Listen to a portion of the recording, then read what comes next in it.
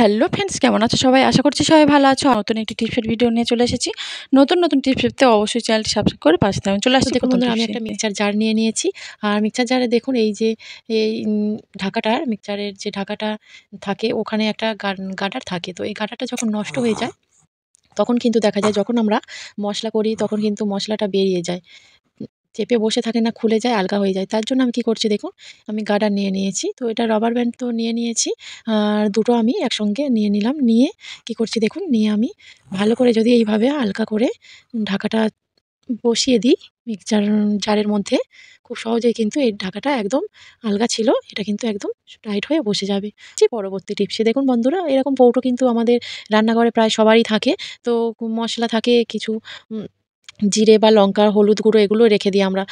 অনেকদিন ব্যবহার করতে কি হয়, কৌটোর ঢাকাটা কিন্তু একদম আলগা হয়ে যায়। কৌটোর ঢাকাটা কিছুতেই লাগতে চায় না।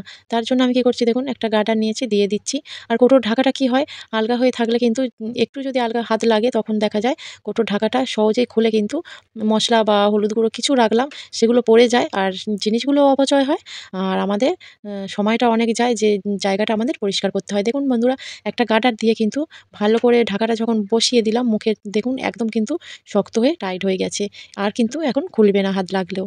কেমন লাগলো টিপসটা অবশ্যই আপনারা কমেন্ট করে জানাবেন। ভালো লাগলে একটা লাইক দিয়ে দেবেন, আর সাবস্ক্রাইব করে পাশে থাকবেন। চলে আসছি পরবর্তী টিপসে। আর দেখুন, আমি একটা খাতা নিয়েছি। আর খাতায় যখন বাচ্চারা এরকম কিছু লেখে, ওরা তো রাবার দিয়ে কিন্তু আমরা এই যখন পেন্সিল দিয়ে লিখছি তখন কিন্তু রাবার দিয়ে মুছতে থাকে। আর পড়াশোনার ক্ষেত্রে কি হয়, রাবারটা ওরা ছোঁড়াছুড়ি করে, খেলা করে যখন নিয়ে, তখন কি হয়, রাবার কিন্তু হারিয়ে যায়। আর হারিয়ে গেলে কিন্তু আমাদের এই লেখাটা যখন ভুল হবে তখন কিন্তু আর মুছতেই পারবে না। আর তখন তো অনেকটাই অসুবিধার মধ্যে হয়ে পড়বে হাতের কাছে না রাবার থাকলে।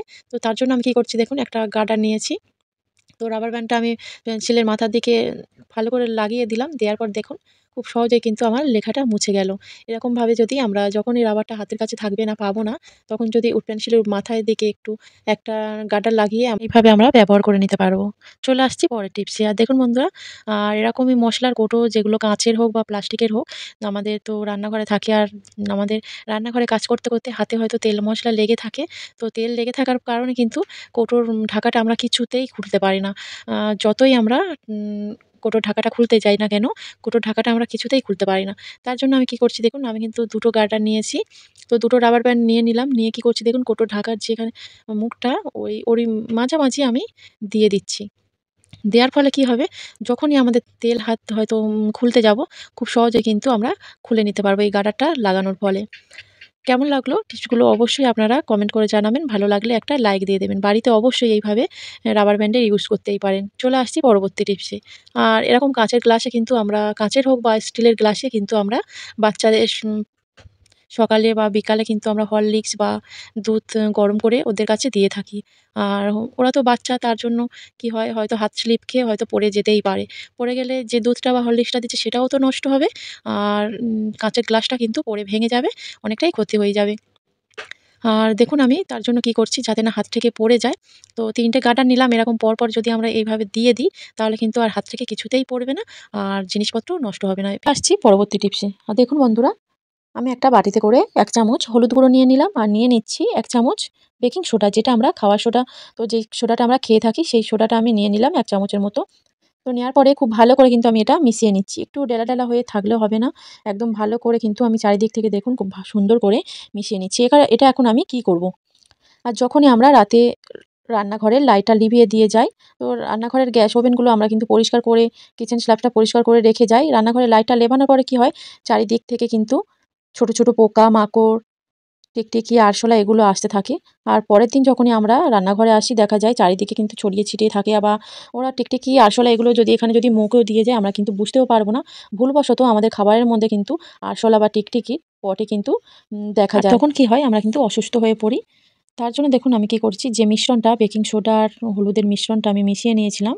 আমি ৩ টুকরো কাগজ নিয়ে নিয়েছি। নিয়ে আমি এর উপরে, গ্যাসের উপর এইভাবেও দিতে পারি, বা আমরা এটা নিয়ে যেটা গ্যাস ওভেনটা আছে ওর নিচের দিকে আমরা দিয়ে দিতে পারি। যেখান থেকে বেশিরভাগ টিকটিকি বা আরশোলা বার হয় রাতে অন্ধকারে, সেখানে আমরা দিয়ে দিলে কিন্তু যে হলুদ আর বেকিং সোডার একটা তীব্র গন্ধ আছে, ওই গন্ধের মধ্যে কিন্তু ওরা আর আসবে না, ওরা কিন্তু চলে যাবে। এই মিশ্রণটা আমরা কিন্তু তুলে নিয়ে প্রায় 10 দিনের মতো কিন্তু আমরা ব্যবহার করতে পারবো। যে কোনো একটা কৌটোতে করে আমরা কিন্তু এটা রেখে দিতে পারবো কাগজটা মুড়িয়ে। প্রতিদিন রাতে কিন্তু আমরা এইভাবে যদি গ্যাসের উপর যেখানে যেখানে টিকটিকি আরশোলার উপদ্রব বেশি সেখানে যদি দিয়ে দিই, টিকটিকি আরশোলা অন্যান্য পোকামাকড় কিন্তু আমাদের রান্নাঘরের কাছে আর আসতেও পারবে না এই হলুদ আর বেকিং সোডার তীব্র গন্ধতে।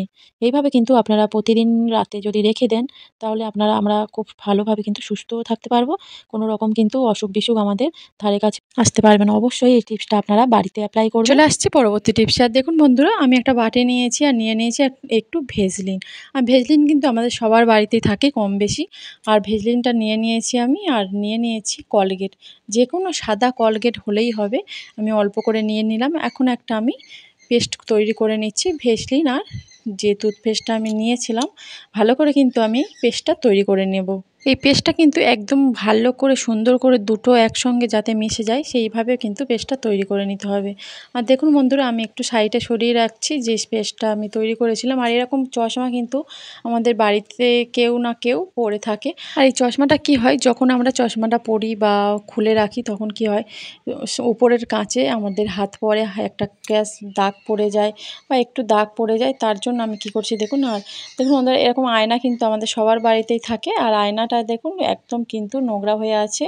আমাদের কোনো কিছু দিয়ে পরিষ্কার করলে কিন্তু একদম উঠতেই চায় না। তাই আমি যে পেস্টটা তৈরি করে নিয়েছিলাম সেটা আমি কি করছি দেখুন বন্ধুরা, আমি চশমার কাঁচের উপর ভালো করে দিয়ে দিচ্ছি।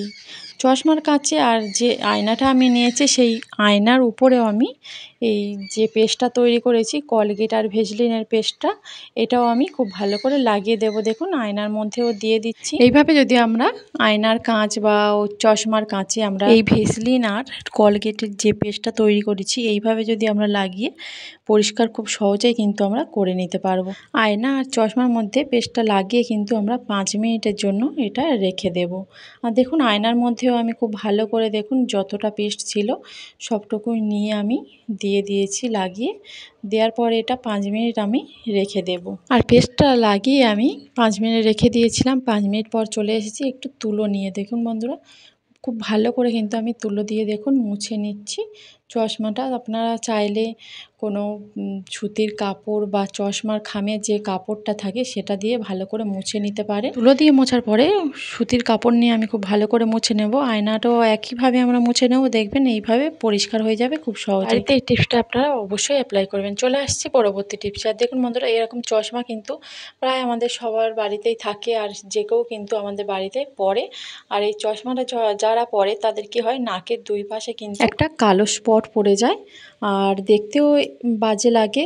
অনেক দিন ধরে যখন পরে এই চশমাটা তখন ওই রকমই কালো স্পট একটা দাগ হয়ে যায়, দাগটা উঠতেও চায় না। তার জন্য আমি কি করছি দেখুন, চশমার দুই পাশে যে বোতাম দুটো থাকে, বোতামের মতো যে দুটো থাকে ওই দুটো নাকের সঙ্গে সেটে থাকে, তাই এটা কালোর একটা স্পট পড়ে যায়। তার জন্য দেখুন আমি ভেসলিন নিয়ে দিয়ে দিলাম। শুধুমাত্র কিন্তু ভেসলিন দিলে হবে না, আর একটা জিনিস কিন্তু আমাদের লাগবে। আর দেখুন বন্ধুরা, আমি দিয়ে দিচ্ছি পাউডার। আর ভেসলিনটা দিলাম কেন, পাউডারটা যাতে অনেক সময় ধরে থাকে এই যে বোতামের উপরে, তাই আমি চশমার বোতামটার উপরে প্রথমে ভেসলিন দিচ্ছি, তারপরে কিন্তু এই পাউডারটা দিচ্ছি। এইভাবে যদি আপনারা দিয়ে দেন পরার আগে কালো দাগ স্পটও পড়বে না, আর কালো দাগও যদিও বা পড়ে থাকে সেটা উঠে যাবে।